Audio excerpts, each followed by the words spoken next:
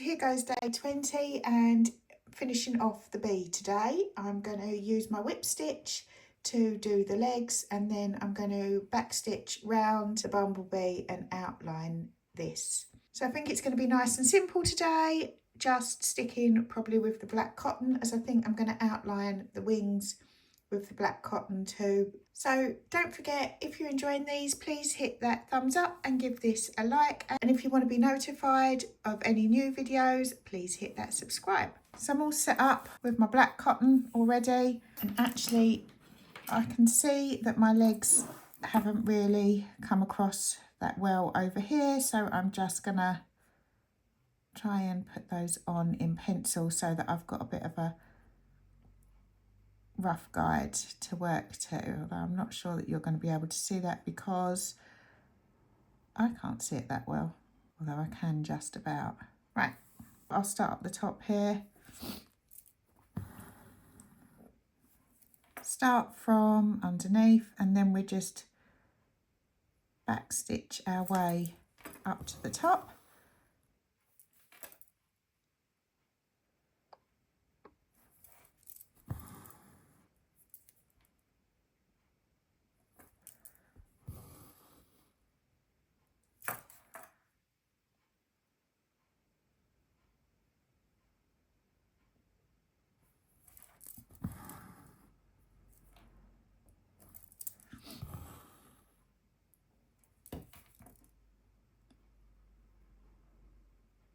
And then just bring the needle beside.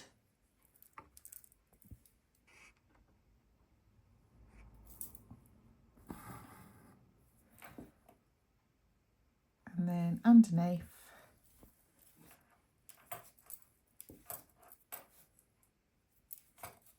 And just continue with this up and over. And then under the stitch until we get back to the end. And then we just pop it through. Then I'm just going to take it over to this other side.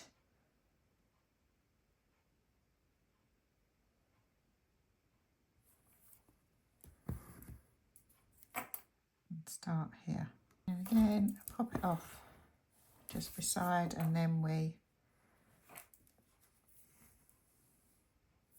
pull it through right back to the end. And then I'm just going to continue whip stitching for these legs too.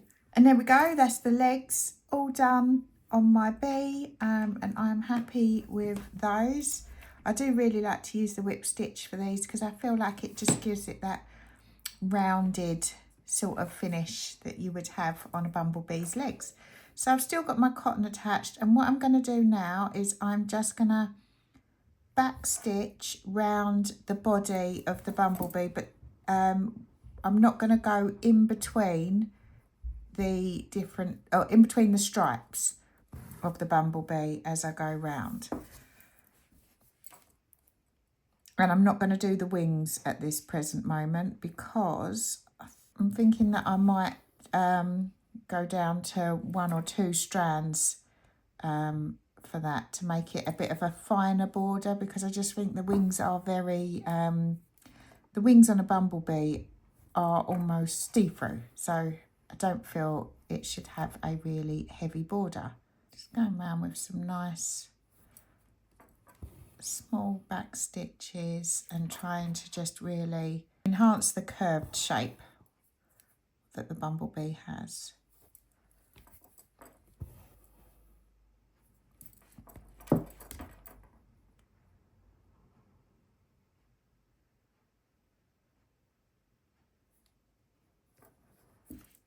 It's a little bit tricky to get it through around the bottom here, so you might want to pull it a bit tighter, just because we put in several stitches all into more or less the one spot. So just turning my hoop round as I go.